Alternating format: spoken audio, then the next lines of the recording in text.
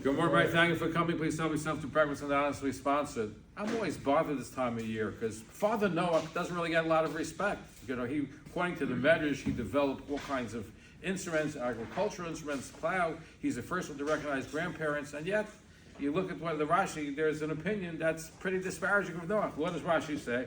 Rashi says, "B'dorosav, in his generation, was a Tzadik. Yesh me Rabbi Zev Brenner. Some of our rabbis, Dorshim Osol Lishmak, say praiseworthy things about Noach.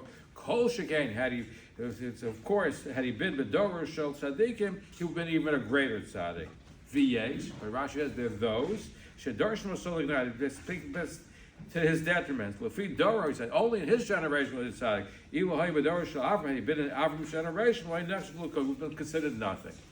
So it's fascinating is that Rashi always uses what he prefers as his first opinion.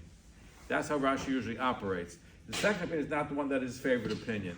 Yet there seems to be a little bit of a contradiction because a few psukim later on, it talks about the fact that Noach went into the ark with Pnei Me'amal because of the waters of the flood. So what does Rashi say?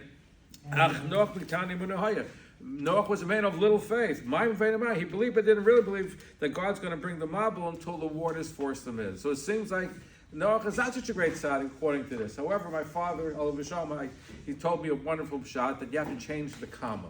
That yes, this is consistent. Rashi still holds that Noach was a great tzaddik. How is that the case? You have to read it. Noach